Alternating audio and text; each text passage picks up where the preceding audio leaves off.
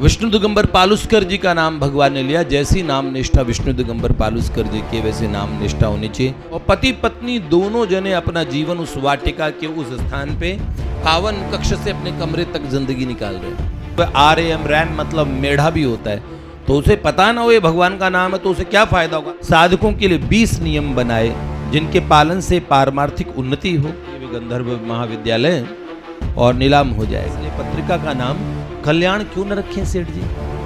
तो मुंबई ने भाई जी को एक चीज दी, भाई जी उपनाम बंबई शहर ने दिया।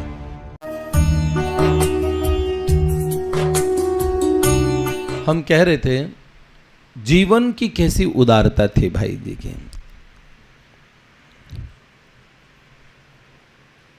श्री राघवेंद्र के लिए बाबा तुलसी कहते हैं, को उदार जग माही ऐसो,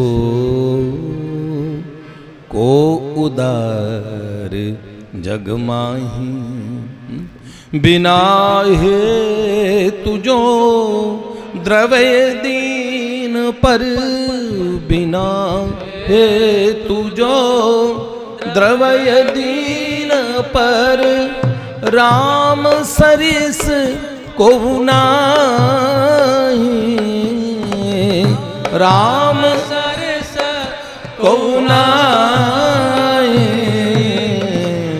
राम सरिस को नाही, ऐसो को उदार जग माही, ऐसो को उदार जग माही। पूज्यपाद प्रातस्मरणीय श्री नारायण दादा का तिरोभाव हुआ था और मलुकपीठ सरकार ने उनका निकुंजोत्सव ब्रज में किया वृंदावन में। तो तिरोभाव उत्सव में हम लोग भी यहाँ दिल्ली से गए थे। पूज्य कमल दीदी का बड़ा मन था कि हम लोग सम्मिलित हों, तो मिलके, ताकि महाराज जी को आर्थिक खर्चा उसमें न करना पड़े, तो हम लोग जो परिकर हैं वो सब लोग मिल के उसे वहन करें और हम सम्मिलित हों। तो हमारे यहाँ से भी बालक लोग गए थे। जब अंतिम दिन था तो पूज्यपाद श्री नारायण दादा के लिए महाराज जी ने, पूज्य मलुकपीठ सरकार ने छप्पई लिखा। वो छप्पई में उपलब्ध हुआ तो कहीं से पता करूंगा कि वो हमें मिल जाए। और वर्तमान युग के भक्तों के ऊपर ऐसे छप्पई लिखा श्री नारायण दादा पे। आप थे अंगद जी? आप थे। और उसी समय श्री हरिवल्लभ दादा को स्टेज पे बोलने के लिए बुलाया गया। तो 99 साल के वृद्ध हरिवल्लभ दादा, श्री नारायण दादा तो उनसे बहुत छोटे थे, तो हरिवल्लभ दादा इतने वृद्ध अवस्था में भी उन्होंने हुंकार भर भर के बोल रहे थे कि हम केहरी के बेटा हैं, बब्बर शेर के। तो उन्होंने बोला हमारी माँ सिंघनी क्या करती है? कर सिंघनी का दूध, ललिता सखी उपासना जो सिंघनी को क्षीर। ऐसे बोलते हैं, के बच्चा के पेट के स्वर्ण पात्र करे निवासन। या तो सोने के पात्र में टिकता है, नहीं तो बच्चे के पेट में टिकता है, नहीं तो वो दूध टिक नहीं पाता। तो सोने का पात्र सबके पास होता नहीं है, तो पात्र कहाँ से लाएं? तो उन्होंने बोला हमारी वाटिका की सिंघनी पात्रता भी देती है, पात्र भी देती है और दूध भी देती है। तो उन्होंने एक बात कही और उसे समय गाया, ऐसो को उदार जग माही, परम पूज्य भाई जी के लिए, परम पूज्य बाबा के लिए। एक बार भी कहीं कभी से जो समीप आ जाता था, रोम रोम का प्यार अनोखा पाकृतार्थ हो जाता था। वाणी में वह शक्ति कहाँ है, गुण वर्णन में है लाचार। वाणी में वह शक्ति कहाँ है, गुण वर्णन में है लाचार। नापा भी न जा सकता है, नभचारी से व्योम अपार। नापा कभी ना जा सकता है, नभचारी से व्योम अपार। नभ में उड़ने वाले किसी पंछी वो नभ में उड़ता है, किंतु ये बात पक्की है कि वो कभी भी नाप नहीं सकता, अनंत अंतरिक्ष को नाप नहीं सकता। अब हम आपको क्या बताएं। बंबई के इसी जीवन काल में पहले भाई जी निराकार की उपासना करते थे और उसके बाद में ध्यान बंद कर दिया। सर दर्द बहुत ज़्यादा होने लगा। ध्यान की प्रगाढ़ अवस्था में 9-9, 10-10 घंटे समाधिस्थ हो जाते थे। निराकार के, निर्गुण निराकार के ध्यान में 9-9, 10-10 घंटे समाधि अवस्था में। भगवान नहीं मिले थे, लेकिन साधन अवस्था बड़ी, जो उसी समय साकार भगवान से भी बड़ी प्रीति, और उसी समय राम जी के दर्शन हुए उन्हें ध्यान अवस्था में। जब सागरमल जी गनेड़ी वाला से उनकी और इस बात को लेके और तर्क वितर्क हुआ कि भगवान का नाम कैसे भी हो असर करता है, उसका लाभ होता ही है, जीव का कल्याण होता ही है किसी प्रकार। भगवान कहते हैं मम नाम रटन्ति जंतव शमम विनेव गच्छन्ति परे धामनी समादरात। श्रद्धावा हेलया, श्रद्धा और अवहेलना से कोई मेरा नाम जपे, वो जंतु जैसा भी क्यों ना हो, जीव भी नहीं हो, जंतु हो। मम नाम रटन्ति जंतव शमम विनेव गच्छन्ति परे धामनी समादरात। भगवान कहते परम धाम बिना श्रम के चला जाता है। रामचरितमानस में बाबा तुलसी भी कहते हैं नाम जपत मंगल दिसी दस हूँ, नाम जपत मंगल दिसी दस हूँ। भाय को भाय अनख आलस हूँ, भाय को भाय अनख आलस हूँ। नाम जपत मंगल दिसि दस हूँ, नाम जपत मंगल दिसि दस हूँ। 10 दिशाओं में सांकेत्यम परिहास्यम वास्तोभम हेलन में वह वैकुंठ नाम ग्रहणम अशेषाद अगहरम विदु। भगवान का नाम कैसे संकेत से कैसे लिया। तो भाई जी का दृढ़ विश्वास था, तो राम जी ने उन्हें वनवास की अवस्था में गाढ़ समाधि उनकी लग गई, और भगवान और श्री राघवेंद्र साथ में लखन भैया, मध्य में श्री जानकी जू, जनक नंदिनी विदेह राज नंदिनी भगवती सियाजू। और राम जी ने बोला आप सही कह रहे हैं और अपनी बात पे दृढ़ रहिए, क्योंकि सागरमल गनेड़ी वाला जी कह रहे थे कि कोई मरते हुए RAM रैम मतलब मेढ़ा भी होता है, तो उसे पता ना हो ये भगवान का नाम है तो उसे क्या फ़ायदा होगा। अंग्रेज अगर रैम रैम रैम रैम बोल के मरेगा तो उसको तो नहीं, शास्त्र ऐसा नहीं कहता। वो नाम का भी महात्म्य अनिच्छयापि संस्पृष्टो दहत्य वही पावक। पद्म पुराण में भगवान कहते हैं हरिर हरति पापानि दुष्ट चित्तैरपि स्मृतः। थोड़ा ध्यान से, तो इसीलिए भगवान का कोई नाम कैसे भी जपे उसे लाभ होता है। हमारे यहाँ तो भगवान नाम कॉमेडी है, शायद कौन से ग्रंथ में पढ़ा, ये वो व्याध था, वो वैसे गाली दे रहा था, एक सुअर ने उसे मारा तो कर रहा हराम ज़्यादा, तो हराम बोला, ज़्यादा बोल नहीं पाया और मर गया। अंत में राम शब्द होने से भगवान के पार्षद प्रकट हो गए, तो यमदूत कहने लगे तो हराम बोल रहा था, आगे ज़्यादा भी लगाता। आप कंफ्यूज हो, अब तो भगवान का नाम नहीं ले रहा ना। देखो अजामिल ने तो लिया था, म्रियमाणो हरिर नाम गृणन पुत्रोपचारितन अजामिलो अप्यगाधाम किम पुनः श्रद्धया गृणन। अजामिल चला गया था पर उसने नारायण नाम तो प्रॉपर लिया था ना जी। अब ये तो हराम ज़्यादा कह रहा है, आप बताओ इसमें राम लग रहा है, इसीलिए भी आ गए हैं। नहीं, अंत काल में नाम का बड़ा महात्म्य होता है। और वैसे कोई सदा वाल्मीकि जी तो मरा मरा ही बोल रहे थे, तो कभी राम का फल मिला। तो ये बात हुई। विष्णु दिगंबर पालुस्कर जी का नाम भगवान ने लिया। जैसी नाम निष्ठा विष्णु दिगंबर पालुस्कर जी की, वैसे नाम निष्ठा होनी चाहिए। विष्णु दिगंबर पालुस्कर जी वो जिन्होंने पूरे भारत भर में गंधर्व विश्व ये संगीत विद्यालय खोल रखे ना, गंधर्व वाले, ये उन्हीं के खोले गए हैं। सबसे स्टैंडर्ड इनका माना जाता है संगीत सिखाने में गंधर्व को। तो अब आगे का हम सुने। स्वजनों की सहायता कितनी की भाई जी ने। जैसे जैसे भाई जी की साधना की स्थिति प्रगाढ़तर होती गई, वैसे वैसे साधकों का जमघट लगने लगा।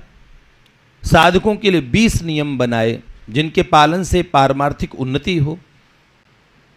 इस साधन कमेटी में वो लोग 50 लोग मिलकर साधना करते थे भगवत प्राप्ति के लिए। उत्साह से सब नियमों का पालन करते थे। और उसी बीच भाई जी ने सभी साधकों की हेल्प के लिए पहली किताब लिखी, मन को वश करने के उपाय। मन को वश में करने के उपाय अभी भी मिलती है गीता प्रेस में। तो ये गीता प्रेस भी नहीं बनी तब ये पुस्तक मतलब भाई जी ने लिखी उन लोगों के लिए। विष्णु दिगंबर पालुस्कर जी का मैंने बताया प्रसिद्ध गायनाचार्य रघुपति राघव राजा राम, इन्होंने विश्व प्रसिद्ध कर दिया। गांधी जी की सभाओं में यही गाया करते थे, इन्हीं को बुलाया जाता था कि विष्णु दिगंबर जी आ जाए, तो उससे एक वातावरण वहाँ का बदल जाता था। तो इन्होंने गांधर्व महाविद्यालय खोला, ये तो मैंने आपको बता दिया। ये बड़े उदार थे विष्णु दिगंबर पालुस्कर जी भी, जो भाई जी की तरह उनकी भी नेचर थी, तो खूब खुला खर्चा करते थे। कोई आया, अब फीस तो लोग विद्यार्थी अधिकतर देने वाले थे नहीं, और खर्चा पूरा लगता था विद्यालय वगैरह में। अब उन पे विचारों पे कर्जा हो गया, और कर्जा भी इतना बड़ा हुआ। मैंने बताया उस समय 8-5 रुपए की महीने की सैलरी लोगों को मिला करती थी, तो अच्छी सैलरी मानते थे, 5 रुपये महीना, 8 रुपये महीना, ऐसे सैलरी। ऐसे समय में उनका जो ऋण हुआ, कर्जा हुआ, 75,000 रुपये कर्जा हो गया। अब 75,000 रुपये कर्जा बड़ा ज़्यादा हो गया, तो बड़े परेशान। और फिर महाविद्यालय को अब कोर्ट में केस जाने लगा, अंग्रेजों कोर्ट में, तो उसे नीलाम करने की नौबत आने लगी, भी गंधर्व महाविद्यालय और नीलाम हो जाएगा। भाई जी के पास ऐसी बात आई। उस समय भाई जी की स्वयं की स्थिति ऐसी नहीं थी कि कर्जा उसका पेमेंट कर सके, उनके पास खुद भी नहीं था। लेकिन अपने मित्र को संकट से दूर कैसे करें। अब विष्णु दिगंबर पालुस्कर जी भाई जी को कुछ नहीं बोलते, उनको पता है कि उनका बड़ा उदार स्वभाव, अगर मैं कह दूंगा, पहले भी उनके चर्चे प्रसिद्ध थे, कोई भाई जी के सामने रोया नहीं भाई जी ने उसका, तो भाई जी के मन में भाव भी थे। अब वो उन्होंने नहीं किया, तो फिर भी अपने मित्र का संकट दूर करूं, भाई जी को जैसे समाचार मिला तो अलग अलग लोगों के पास गए। श्री बालकृष्ण लाल जी पोद्दार, श्री निवास दास जी पोद्दार, बिड़ला बंधु, ये घनश्याम दास बिड़ला वगैरह मित्र थे भाई जी के सब, तो बिड़ला बंधु इनके पास, श्री निवास जी बजाज के पास, और ये जमुना लाल जी बजाज जिनके बजाज कंपनी खोली ना, स्कूटर बिस्कूटर सुन रहे हैं आप लोगों ने, तो ये जमुना लाल जी बजाज, ये भाई जी से बड़ा प्रेम करते थे। और लक्ष्मण दास जी डागा, इन सब के पास गए और बोला 75,000 का मुझे बंदोबस्त करना, कुछ आप कितना दे सकते हो। तो उनसे लेके टोटल 75,000 कर्जा अपने नाम पे ले लिया। अब वो कर्जा लेके भाई जी ने चुपचाप उस महाविद्यालय का ऋण चुकाया, नीलामी रुक गई। तो विष्णु दिगंबर पालुस्कर जी का तो रोम रोम कृतज्ञता से भर गया कि भाई जी ने देखो बिना कहे और इतना किया, पर ये सारा ऋण भाई जी पे आ गया। तो भाई जी को उसे चुकाने में बड़ी कठिनता का सामना करना पड़ा, क्योंकि भाई जी का ऑलरेडी इतने खर्चे थे। हर संत महात्मा वहाँ आने वाले इस उम्मीद से आते थे मुंबई में कि भाई जी वहाँ खर्चा करेंगे, लेने भी आएंगे, सब व्यवस्था भी करेंगे, सत्संग भी कराएंगे। तो अंडरस्टूड था कि वहाँ मतलब जाना है तो वहाँ भाई जी हनुमान प्रसाद पोद्दार जी हैं, सत्संग का आयोजन भी हो जाता था, तो टेंट भी करना पड़ता है, तो धर्मशाला भी करनी पड़ती, तो भाई जी हैं तो करेंगे ही ना। तो अब ये संतों में जैसे जमावड़ा बढ़ने लगा, क्योंकि दादी राम कौर जी के समय से भाई जी का ये स्वभाव था, उदार चित्त। अब भाई जी को 12 साल लगे उस कर्जे को चुकाने में। 1935 में जाके पूरा कर्जा चुका, क्योंकि उससे पहले भाई जी के सामने खर्चे आए ही पड़े रहते थे। एक बार की बात है, मारवाड़ी अग्रवाल जातीय कोष उनका था, उसके जो कैशियर थे राजा राम जी, उसने 2,000 रुपये उन्होंने अपने पर्सनल खर्चे में यूज़ कर लिए। जब पता लगा कि 2,000 रुपये का गबन हो गया, आजकल 2,000 रुपये आपके लिए कुछ नहीं होते, उस समय ज़माने के 2,000 रुपये बहुत महंगे थे। तो पुलिस वालों ने उन्हें पकड़ लिया और जब वो जमानत पे छूटे और किसी को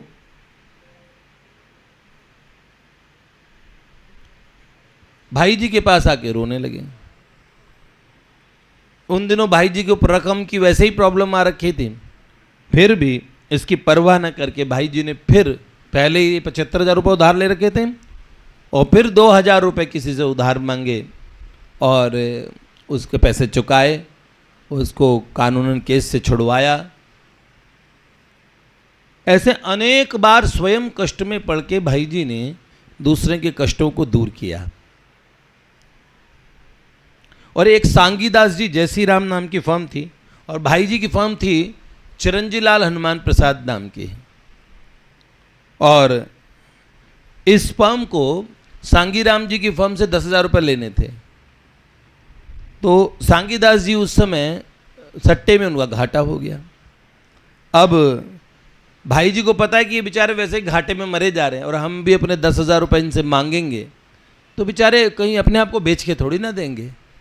तो भाई जी क्या करते थे, जब वो सामने पड़ते ना तो भाई जी नज़र बचा के निकल जाते कि मुझे देखेंगे तो इनको कितना दुख सा होगा, मेरे कर्जा इनको देना, ऐसे इनके मन में फीलिंग आएगी, तो इनके मन में दुख होगा, इनको अजीब सा लगेगा, इसलिए भाई जी जैसे कर्जा खा रखा हो इस तरीके से भाई जी नज़र बचा के जाया करते थे उनसे बच के। लेकिन चिरंजी लाल जी, भाई जी का तो ऐसे साथ हुए, और जो लेकिन भाई जी के जो पार्टनर थे ना चिरंजी लाल जी, उन्होंने पैसा वसूल करने के लिए आकाश पाताल एक कर दिया। और भाई जी की उन्होंने कहा इसमें सलाह लेनी जरूरी नहीं, कि भाई जी का पुराना व्यवहार जानते हैं कि इन्होंने रोकड़ में से निकाले, किसी की हेल्प कर दी, कभी किसी की हेल्प कर दी। तो उन्होंने बिना पूछे पैसा वसूल करने के लिए वारंट निकलवा दिया और नालिश करने का ऑर्डर ले आए कोर्ट से कि भाई हम वो करेंगे नीलामी। अब वारंट की बात जैसे ही पता लगी, और उस समय ऐसा था कि पैसा नहीं दिया कर्जा तो जेल में भी डाला करते थे, तो भाई जी ने जल्दी से सांगीलाल जी के यहाँ फ़ोन किया, सांगीदास जी के यहाँ, उनका देखो आपको पुलिस पकड़ ले जाए, उससे पहले भाग जाओ आप कहीं पे, ठीक है, फिर कुछ बंदोबस्त होगा आपकी सब चीज़ों का। और इस सबसे वो मैं सत्य कहता हूँ मेरी जानकारी में नहीं था, लेकिन वारंट निकलने तक की बात आ गई है। और जैसे कहा, और ये लोग आपको पकड़वाना चाहते हैं। साझीदार चिरंजी लाल जी का व्यवहार, भाई जी को बड़ा विचार हुआ इस बात से, और बिजनेस के प्रति धीरे धीरे उनके मन में उपराम था, क्योंकि लोगों का बहुत ज़्यादा ऐसी अप्रोच पैसों को लेके होती है। भाई जी के लिए बड़े आश्चर्य की बात होती थी कि समाज में उनकी दृष्टि से जीव मात्र, उसके भाव, उसकी फीलिंग्स, ये बहुत कीमत रखती थी भाई जी के हिसाब से। और समाज को चलना है तो उसके कुछ नियम हैं, समाज अपनी गति से चलता है, अपने तरीके से चलता है। अब भाई जी जैसे लोगों के लिए, इसीलिए सर्वसाधारण में बिजनेस कर लेना, काम कर लेना उनके लिए सरल काम नहीं था, बड़ा मुश्किल काम था। वो प्रैक्टिकल लोगों की दुनिया थी। ये उस समय गाने आते थे, याद देखो 1942-43 के दशक का गाना है, 42-43 के आसपास गाना है, ये है मुंबई मेरी जान। उस समय की वो जॉनी वॉकर या कोई वो गा रहे हैं, और उसमें पुराना ब्लैक एंड वाइट वो आ रहे हैं और वो बिल्डिंग्स दिखा रहे हैं कि ये मुंबई है भाई, ये मुंबई है। उस ज़माने में हम देखो भाई मुंबई है क्या चीज़ भाई। तो विदेशी गेटवे ऑफ इंडिया बोलते हैं, इधर से आए थे, उनका प्रभाव बड़ा ज़्यादा, पुर्तगाल, उधर पूरा गोवा बदल दिया उन्होंने। तो ये काले अंग्रेज बना डाले थे उन लोगों ने, सबसे ज़्यादा यहाँ पे बनाए थे मुंबई में। तो बड़ा प्रभाव था ये विदेशी कल्चर। संस्कृति तो होती नहीं, उनका तो कल्चर होता है। और वल्चर और कल्चर एक जैसी चीज़ होती है। वल्चर होता है गिद्ध होता है, हैं? तो अब भाई जी एक बार बीच में ऋषिकेश भी गए, और मित्रों का आग्रह रहा जल्दी से इन्हें यहाँ सत्संग भवन संभालना पड़ता था भाई जी को ही, तो भाई जी को आना पड़ा, क्योंकि सेठ जी का मन था कि भाई जी खूब सत्संग वगैरह कराएं। इसी बीच एक बहुत बड़ी घटना होती है, कल्याण का शुभारंभ। ये कल्याण मैगजीन, ये बात सन 25-26 की है, 26 में शुरू हो गया था कल्याण। तो मारवाड़ी अग्रवाल सभा के से भाई जी का संबंध था, समाज सेवा की दृष्टि से था। और भाई जी लोगों का समाज में, भारत की बड़ी दयनीय स्थिति अंग्रेजों ने कर दी थी, तो समाज में रूट में पहले तो क्रांतिकारी रहे, शिमलापाल वगैरह में, फिर ये बाल गंगाधर तिलक वगैरह ये सब इनके साथ में। और पर भाई जी ने देखा समाज मूल रूप से बेचारा बड़ा दीनहीन उपेक्षित हो गया है। अब उन मारवाड़ी अग्रवाल सभा का 8वां अधिवेशन हुआ, उसमें जमुनालाल जी बजाज दिल्ली में ये अधिवेशन हुआ। तो भाई जी दिल्ली आए यहाँ पे, तो दिल्ली में स्वागताध्यक्ष जमुनालाल जी बजाज को बनाया और स्वागत अध्यक्ष बनाया आत्माराम जी खेमका। आत्माराम जी खेमका ने कहा भैया मैं नहीं बनूंगा कोई अध्यक्ष वगैरह, भाषण वगैरह मुझे आते नहीं हैं। पर भाई जी सेठ जयदयाल गोयनका जी का पत्र आया, सेठ जी ने बोला उनको आत्माराम खेमका जी को कि भाई आप बनोगे स्वागत अध्यक्ष, आपको बनना है। अब सेठ जी का आग्रह देख के उन्होंने क्या बोला कि देखो भाई मुझे ऐसा भाषण वगैरह नहीं करना आता, जो स्वागत अध्यक्ष को बोलना आना चाहिए, बढ़िया वाला भाषण होना चाहिए, तो मुझे भाषण वगैरह नहीं आते। तो सुंदर भाषण, एक मीनिंगफुल, इतने लोग आएंगे, इतने प्रतिनिधि आएंगे, राजनेता भी आएंगे, सब लोग आएंगे, तो हमारी जो सोसाइटी है उसका क्या काम है, हमारी संस्था का, उसको प्रेजेंट भी करना होता है। फिर इस तरीके से तो कोई सुंदर भाषण भी हो जो मुझे लिख के छपवा के दे दे कोई। तो सेठ जी ने कहा कोई बात नहीं, भाई जी से कहा एक सुंदर भाषण इनके लिए लिख के दो। भाई जी ने उसी रात में उनको सुंदर भाषण दिया और जैसे ही अधिवेशन में उन्होंने पढ़ा, लोग तो मंत्रमुग्ध हो गए भी, किस इतना सुंदर ये खेमका जी के विचार हो सकते हैं। पीछे विचार भाई जी के थे, लेकिन ऐसा नहीं है, अपनी पीठ थपथपाने की आदत नहीं थी। सब प्रशंसा करने वालों में भाई जी भी, हाँ क्या बात है, क्या बात है, क्या बात, सब लोग वाह वाह वाह वाह। सही बात सेठ जी जानते थे, भाई जी जानते थे, और आत्माराम खेमका जी भी अच्छे से जानते थे, लेकिन बड़ी वाहवाही लूटी उन्होंने। और उसमें क्या, घनश्याम दास बिड़ला जी, बिड़ला जानते हो, बिड़ला मंदिर पूरे भारत में, विदेशों में बनाए इन्होंने, लंदन वगैरह सब में, पूरे भारत में अलग अलग स्थानों पे, जयपुर में, दिल्ली में, भोपाल में, हर जगह मिल जाते हैं आपको बिड़ला मंदिर। पहले इस्कॉन नहीं होता था कि इस्कॉन मंदिर यहाँ यहाँ या इधर, पहले बिड़ला मंदिर होते थे। तो घनश्याम दास जी बिड़ला भाई जी के मित्र थे, इन सेठ जी के, भाई जी के बड़े अच्छे, पर विचारिक मतभेद था इन लोगों का। तो घनश्याम दास बिड़ला जी से बचपन की दोस्ती थी, भाई जी के बचपन के मित्र थे Ghanshyam Das ji Birla. Birla group of industries आप लोगों ने नाम सुना, पहले टाटा बिड़ला ऐसे ही बोला करते थे लोग। तो हालांकि ये भाषण उन्हें बहुत अच्छा लगा, इनकी बुद्धि में बात आई, कुछ बात है, और पता कर लिया ये हनुमान प्रसाद पोद्दार जी का लिखा हुआ है। तो फिर उन्होंने जब अधिवेशन समाप्त हुआ तो भाई जी से बोले, भाई एक बात बताऊं, तुम लोगों के विचार क्या है, कैसे हैं, मेरा उनसे इत्तेफाक है कि नहीं है, विरोध, मैं तुम लोगों की आलोचना करने के लिए नहीं बोल रहा हूँ, लेकिन तुम लोगों के अपने जो विचार है तुम लोग रखो अपने पास, लेकिन इस विचारों को आप प्रचार करो अपने लोगों के अंदर में, कोई इसकी कोई पत्रिका वगैरह निकालो, आप लोगों के विचार बड़े बढ़िया हैं, तो अपने विचारों को पुष्ट करने के लिए भी कोई पत्रिका, कोई समाचार पत्र, ऐसी कोई चीज़ निकालो जिसमें आपसे संबंधित लोग उन विचारों को पढ़ें और वो बढ़ें आगे। हालांकि मैं इन विचारों से सहमत नहीं हूँ, फिर भी ऐसे करके भाई जी से उन्होंने कहा तुम्हारे सिद्धांतों का और विचारों का एक पत्र होता या पत्रिका होती तो बड़ी सफलता मिलती तुम लोगों को। अब ये बिड़ला जी के परामर्श की चुभती हुई सी बात सुनी और इसी से कल्याण पत्रिका का जन्म हुआ। कैसे हुआ? अधिवेशन समाप्त हुआ, सब लोग गंतव्य पे जाने लगे, भाई जी बम्बई की तरफ चले और सेठ जी और जयदयाल जी चूरू से भिवानी आए हुए थे उस समय। सेठ जी इसमें आए नहीं थे उस सभा में, तो वो चूरू से भिवानी आए थे। और तो भाई जी के मन में आया कि बम्बई वहीं से चला जाऊंगा। उस सेठ जी को बांकुड़ा जाना था, इसलिए भिवानी में सत्संग के लिए ठहर गए वहाँ के लोगों के लिए। भाई जी के मन में आया कि दर्शन का ऐसा योग क्यों छोड़ूं, मैं दर्शन करके जाऊं सेठ जी के। तो भाई जी ने कहा मैं चलो मैं भिवानी से आगे और व्यवस्था कर लूँगा, जैसे भी फिर मुंबई के लिए सीधी ट्रेन, नहीं तो ट्रेन बदल बदल के जाना होता था उस समय। तो भिवानी का सत्संग समाप्त हुआ और बांकुड़ा के लिए सेठ जी रवाना हुए। और कोई ऐसा स्टॉप था जहाँ आगे सेठ जी एक जगह भाई जी उतर जाते, भाई जी फिर मुंबई के लिए ट्रेन पकड़ लेते। तो बीच में कुछ सफ़र ट्रेन में साथ हुआ। अब साथ हुआ तो कई मारवाड़ी साथ में बैठे थे, सेठ जी के सत्संगी थे, आसपास बैठ गए। और उसी समय ये घनश्याम दास बिड़ला जी ने जो सलाह दी है कि भाई कोई पत्रिका या पत्र निकाला जाए तुम्हारे विचारों का, ये बात चली। और भाई जी ने चला के बात सेठ जी से कही। तो पास में बैठे थे एक लच्छी राम जी मुरोदिया, उन्होंने भाई जी को बोला एक बार कुछ व्यक्तिगत बात करनी, जरा चलो। तो डब्बे से बाहर ले अपने उससे जहाँ बैठते हैं बर्थ, उससे होता ना केबिन होता है, उससे बाहर निकल के और आए और कहा आपसे एक बात, एक वचन भरो। बोले किस चीज़? एक छोटी सी काम करवाना आपसे। बोले क्या?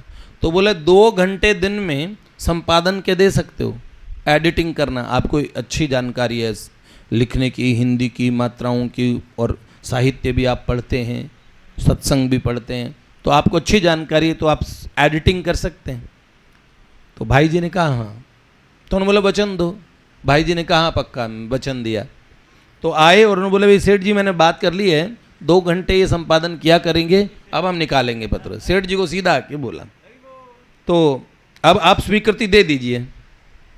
तो सेठ जी ने कहा ठीक है, अगर संपादन हनुमान करेंगे तो फिर अनुमति है मेरी तरफ से। तो जैसे ही बोला तो भाई जी के मन में नाम आया कि क्योंकि जीव मात्र का कल्याण भगवान के मिलने से हो जाता है, और हम भगवत प्राप्ति और सनातन धर्म का ऋषियों के द्वारा और महात्माओं महापुरुषों के द्वारा बताया गया एकमात्र जीवन का लक्ष्य है भगवान की प्राप्ति। तो भगवान की प्राप्ति कैसे हो, तो इसीलिए, और भगवान की प्राप्ति होने से ही जीव का आत्यंतिक कल्याण होता है, इसलिए पत्रिका का नाम कल्याण क्यों न रखें सेठ जी। ओहो ये कल्याण नाम जैसे ही आया सेठ जी बड़े प्रसन्न हुए। सत्संगियों का आनंद का पारावार नहीं रहा। गाड़ी रेवाड़ी आई, सेठ जी बांकुड़ा चल दी और वहीं से रेवाड़ी से भाई जी बम्बई की तरफ चल दिए। अब बम्बई में कल्याण की तैयारी हुई, रजिस्ट्रेशन का प्रश्न था, रजिस्ट्रेशन कराना पड़ेगा पत्रिका का, और कई विचार थे, लेकिन भगवान को कल्याण शुरू करवानी थी। पराधीन भारत में लाखों ग्राहक जिस पत्रिका के हो गए हों, और विशुद्ध आध्यात्मिक,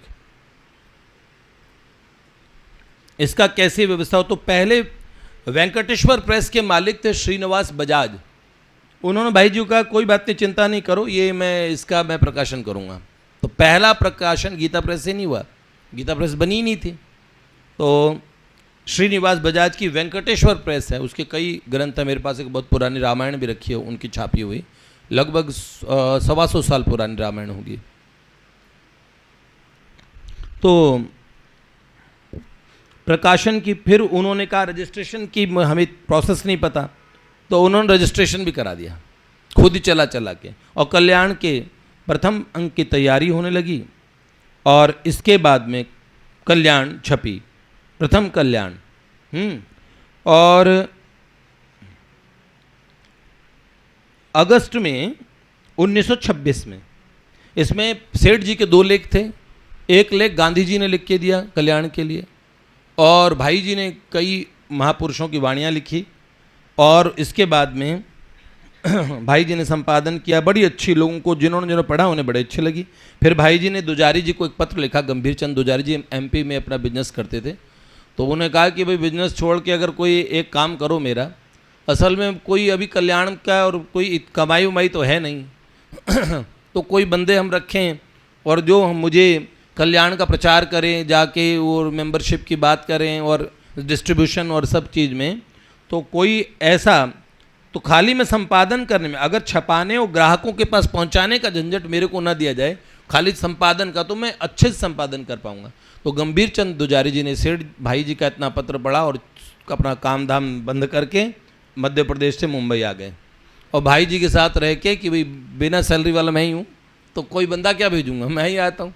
और यही जीवन भर भाई जी का चरित्र का जो कलेक्शन है, संकलन है, वो गंभीर चंद दुजारी जी से मिला। इनके पुत्र श्री हरि कृष्ण दुजारी जी, हरि बाबू जी, आप कभी देखिएगा गीता वाटिका में, जीवन की वृद्धावस्था, उन्होंने क्षेत्र संन्यास ले लिया उस क्षेत्र से बाहर निकलते ही नहीं है वो। और पति पत्नी दोनों जने अपना जीवन उस वाटिका के उस स्थान पे पावन कक्ष से अपने कमरे तक जिंदगी निकाल रहे हैं। और आज तक भाई जी की तस्वीरों से भी उन्हें इतना प्यार है। भाई जी की कोई तस्वीर होती है क्या, उनके तो चित्र में भी वो खुद मौजूद हैं, क्योंकि वो तो सदा सर्वकाल में हैं। लेकिन हमारी दृष्टि से हम देखते अरे ये तो चित्र कोई इतनी सेवा कर रहे हैं, नहीं, भाई जी तो बस उनके ऐसे बसे उनके रोम रोम में भाई जी हैं। तो उन्हीं के पिता ये गंभीर चंद दुजारी जी थे। और दुजारी जी ने रामकृष्ण मोहता जी के साथ मिलके बड़े कल्याण के ग्राहक बनाए वहाँ पे। और इसी बीच भाई जी का मुंबई छोड़ने का उपक्रम बना। वो कैसे बना? कल्याण का पहला अंक निकला, उसी बीच सेठ जी का स्वास्थ्य खराब हो गया। तो सेठ जी के अस्वस्थ होने की खबर से भाई जी बड़े विचलित हुए। कई औषधियाँ सेठ जी को दी गई।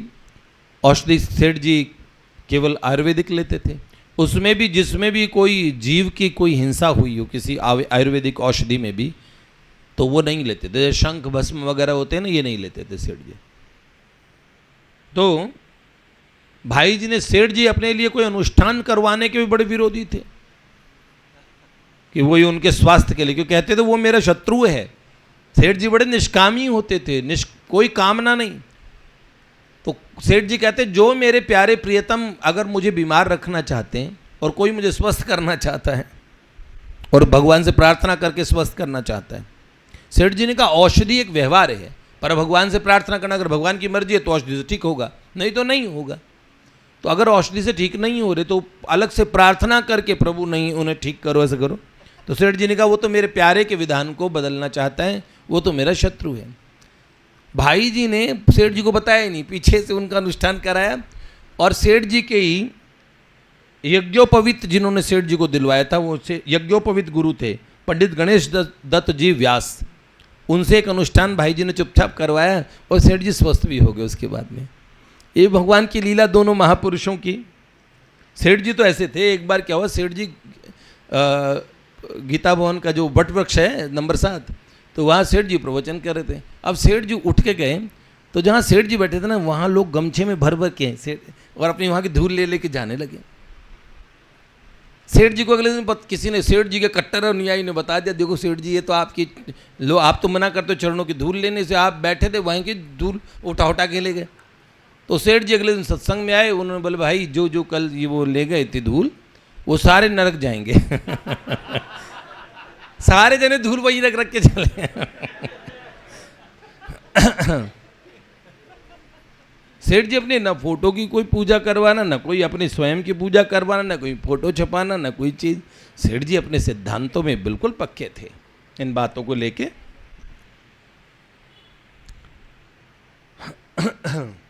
अब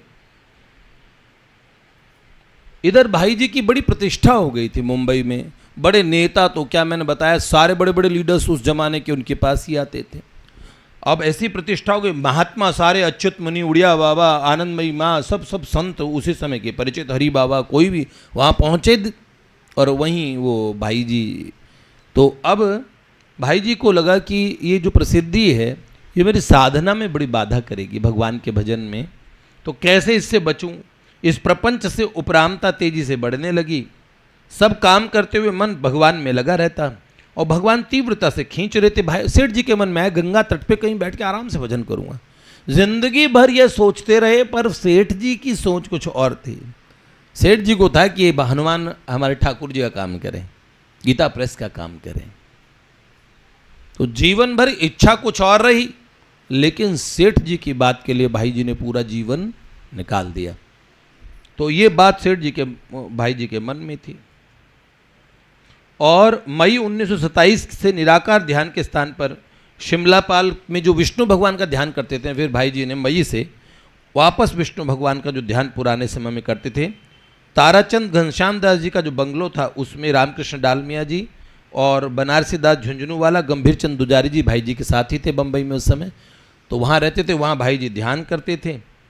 और अग्रवाल महासभा के काम से सेठ जी की प्रेरणा से भाई जी को अब कलकत्ते आना पड़ा और वहीं से आसाम गए, अपनी जन्मभूमि मेघालय गए, शिलोंग में, और वहाँ से अपने सास ससुर जो बहुत बीमार थे, पूजा माँ के माता पिता गुवाहाटी में रहते थे, तो उनसे मिलते हुए भाई जी, और उन्होंने वही निर्णय किया कि मैं मुंबई की दुकान से अलग हट जाऊं बिजनेस से, और उन्होंने कहा भाई मेरे घरू सौदे बराबर कर दो, माथे पोते का जो काम है वो बराबर कर दो, सारा हिसाब।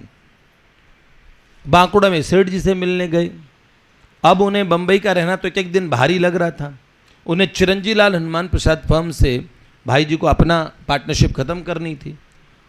हालांकि वो चिरंजी लाल जी माने नहीं, लेकिन संस्था फायदे में थी। फिर भी उन्होंने भाई जी के हिस्से का खूब सारी चीज़ें, आपको इतना देना वेना बनता है, पर आपको हम इतना देना, तो आपस में कट के बराबर हो गया, अब आपको कुछ देना ना लेना, काम खत्म। भाई जी भी इतने प्रसन्न हुए पता था कि भाई जी को लेना, इसलिए वो राजी हो गए थे कि कुछ लेके नहीं जा रहे संस्था से, इस बिजनेस से, तो कितने बड़े फायदे की बात है। उस बंदे ने भी बराबर कर दिया हिसाब। अब इधर गीता प्रेस, घनश्याम दास जालान जी की मेहनत से गीता प्रेस की स्थापना हो चुकी थी, और जसीडी में सेठ जी रुके थे। उन्होंने तार भेजा कि हनुमान तुम सब लोग एक बार गीता प्रेस वहाँ चले जाओ, गोरखपुर में, और दूसरे वर्ष का अंक, पहले जो वर्ष का अंक निकाला था ना, पहला अंक निकला था, वो निकला था भगवन नामांक। भगवन नामांक सबसे पहला अंक निकला था। विशेषांक निकलता ना साल भर का एक गीता कल्याण का, तो सबसे पहला अंक भगवन नामांक मैंने खूब पढ़ा है। अधिकांश कल्याण के सारे अंक लगभग मैंने पढ़े हैं, खूब पढ़े हैं। जीवन में आगे बढ़ाने में, और कुछ भी भगवान के विषय में अगर कभी कोई शंका या कोई बात आई शास्त्र के विषय में, कोई जान, गीता प्रेस की पुस्तकें और कल्याण, और विशेषांक तो इतने क्या बताएं हम।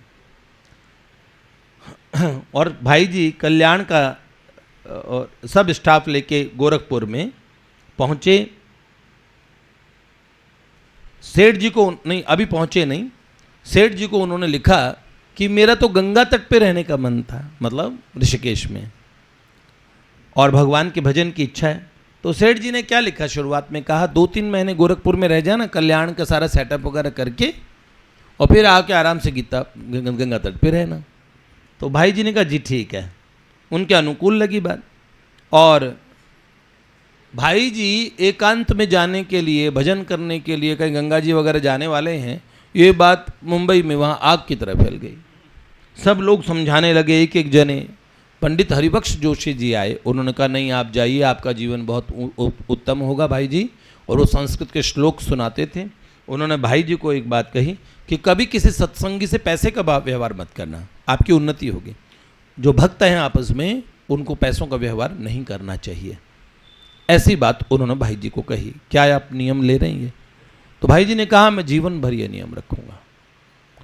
और जब हरिबख्श जोशी जी जाने वाले थे, उसके 10 दिन पहले वो भाई जी से मिलने आए, तो भाई जी ने कहा बाबू जी, पंडित जी, आपने मेरे को एक नियम दिया था, मैं वो नियम का पालन मैं आज तक करता हूँ। और गोरखपुर में जब जाने की 11 अगस्त 1927 को भाई जी जब मुंबई से निकले, तो स्टेशन पे ऐसी भीड़ इकट्ठी हो गई, और क्या कहें, सब लोग भाई जी सदा के लिए मुंबई छोड़ के जा रहे। तब लोग स्टेशन पे इतने भाव विवल हो गए। भाई जी ने सबसे कहा कि मुझे आप लोगों से एक भीख मांगनी है, एक तो मुझ पे आजीवन आप लोग कृपा बनाए रखें, और मेरी आज तक की जो त्रुटियां हुई हो उन्हें आप क्षमा कर दीजिएगा, कुछ भी गलती हुई हो। और भाई जी की गाड़ी चली, तब तक भाई जी डब्बे से बाहर निकल के सबको निहारते रहे, और लोग जोर जोर से, वृद्ध स्त्री पुरुष रोते हुए भगवान का नाम लेते हुए। इस मुंबई ने भाई जी को एक चीज़ दी, भाई जी उपनाम बम्बई शहर ने दिया। यहाँ गांधी जी से लेके सब लोग भाई जी को क्या कहते थे? भाई जी। और ये भाई जी नाम जीवन भर भाई जी के साथ रहा। तो बम्बई का ये, इसी बीच भगवान जब अपने प्रेमी भक्त को देखते हैं, मैंने कहा गीता प्रेस का काम उस समय घनश्याम दास जी जालान और श्री सुखदेव जी, गंगा प्रसाद जी और पंडित लादू राम जी, ये लोग देखा करते थे। भाई जी गीता प्रेस में आके रुके थे, और गोरखपुर आए। अभी भाई जी को 15 दिन नहीं हुए थे, उसी समय भाई जी को एक बार रामकृष्ण डालमेजे काम से 15 दिन के बाद दोबारा मुंबई जाना पड़ा। भगवान के साक्षात्कार के पहले भगवान अपने भक्त से थोड़ी थोड़ी परीक्षा लेते रहते बीच बीच में। अब भाई जी का निश्चय भगवान की प्राप्ति के लिए एकांत में रह के भजन करने का था, लेकिन अब परीक्षा भगवान ने कैसे ली? उस समय के, उस जमाने के 22, 23, 24 सन 1927 का समय, उस समय के करोड़पति कहे जाते थे। ब्रिटिशर्स भी और दूर दूर लंदन तक, इंग्लैंड तक उनके पैसों के चर्चा थे। एक बहुत मारवाड़ी प्रसिद्ध थे, रुइया कंपनी थी, रुइया बोला करते, राम नारायण जी रुइया। वो पुणे से भाई जी की बात सुन के मुंबई आ गए और एकांत में जाके उन्हें कहा, आपके भजन की सारी व्यवस्था भगवान ने कर दी है और आप भजन भी खूब अच्छे से कीजिए, और मैं बहुत बूढ़ा हो गया हूँ, मेरे बच्चे बड़े छोटे हैं, तो एक चीज़ है कि मुंबई में रह के आप बस मेरी फर्म संभाल ले, आपके ऑर्डर पे सब काम हो जाएंगे, आपको ज़्यादा कुछ करना नहीं पड़ेगा, बस आराम से आपका भजन नाम जप सब बढ़िया कीजिए, खूब साधुओं की सेवा कीजिए बढ़िया से, और आप 50,000 रुपये अपने खर्चे के लिए निकाल लीजिए। तो 50,000 रुपये खर्चे के लिए निकालो, बंगला भी आपका हो जाएगा, गाड़ी भी आपके पास हमेशा रहेगी, गाड़ी बंगला खर्चा सब बढ़िया। तो खूब दान दक्षिणा ध्यान धर्म करते रहिए, इधर मेरे बच्चों को आपका सानिध्य मिलेगा, बस मेरे मन में यही लालच है। मैं आपको पूरा अधिकार देता हूँ, कानूनन सारी इसकी पढ़ा लिखित अभी कर देता हूँ, ऐसे उन्होंने कहा। भाई जी के सामने लुभावना प्रस्ताव था अपने प्रियतम प्रभु की, ये जैसे ठाकुर जी टॉफ़ी फेंकते ना, तो भाई जी मुस्कुराए और भाई जी इन्होंने हाथ जोड़ के कहा बड़ी विनम्रता से कि आपने जो सोचा, आप मुझे अपना मानते हैं, अपना जानते हैं, इसलिए आप मुझ पर ऐसा विश्वास करते हैं, उसके लिए मैं आपका कृतज्ञ हूँ, किंतु मैं तो अब बम्बई रहना ही नहीं चाहता, किसी लौकिक कार्य में अब मेरा हृदय टिकेगा नहीं, मैं आपका काम करने में सर्वथा असमर्थ हूँ, एकदम अयोग्य हूँ। और उन्होंने बड़ी अनुनय विनय की, नहीं नहीं हम चाहे आप अयोग्य हो समर्थ, हमें तो आप ही चाहिए, ऐसे करके। पर भाई जी बड़े दृढ़ निश्चय और इतनी विनम्रता से उनके प्रस्ताव को अस्वीकार करते रहे। उन्हें पता लग गया कि इनकी बिल्कुल भी रुचि पैसों में, बड़ा बड़ा प्रलोभन दिया उन्होंने धन का, लेकिन भाई जी की नहीं। और प्रभु ने परीक्षा लेनी चाहिए थी कि भाई जी को अभी भी है क्या, समाज का काम कर दूं, पैसा दे दूं या संतों का संभाल लूँ। तो ठाकुर जी को पता लग गया कि ये पक्के हैं, अपना इनका निश्चय डिगने वाला नहीं है, और भाई जी उसमें उत्तीर्ण हो गए। में और कोई करोड़ रुपए की संपत्ति आ जाए तो बच्चों की आंखों में वैसे ही डॉलर बन जाएंगे। क्यों? क्योंकि पिता को तो वो करोड़ों की संपत्ति मिली ही है, उनके नाम हुई है, पर बच्चों को तो फोकट में मिल जाती है। उन्हें क्या करना है वो संपत्ति लेने के लिए? कोई मेहनत करनी है, कोई जिम जाना है? नहीं नहीं, क्या करना होता है, वो उनके बच्चे हैं, इतना ही पर्याप्त है। इसीलिए गुरुजनों की जो की हुई मेहनत है और उन्होंने किस तरह जीवन का संघर्ष किया होता है, कैसे भगवान की प्राप्ति होती है, तो ये जो घड़ियाँ हैं एक एक, इसलिए मैं आपको सिलसिलेवार तरीके से बताऊँ कि ऐसे बिजनेस हुआ, ये सब चीज़ हुई, पहले क्रांतिकारी को बताया, कैसे नज़रबंद किया अंग्रेज़ों ने, फिर वहाँ से हम निकलते निकलते पूरा भाई जी का चरित्र सुनते हुए अब हम यहाँ बढ़ रहे, फिर आगे हम जाएंगे किस तरीके से वो महारसिक परम सिद्ध संत बन गए। ऐसे बन गए कि श्री राधा बाबा सरकार जैसे परम सिद्ध संतों के भी गुरु, जिनके लिए इस युग में देवर्षि नारद जी महाराज अंगीरा ऋषि आकाश मार्ग से आए हों। तो भाई जी ऐसे विलक्षण कैसे बने, उसके पीछे उनका उदार चित्त है। वास्तव में वो एक महामानव, अति मानव, कैसा उनका व्यक्तित्व। तो इसीलिए मैं चाहता था कि एकदम स्टेप बाय स्टेप आप सुनते सुनते सुनते आगे बढ़ें। ठीक है। श्री लाडली लाल की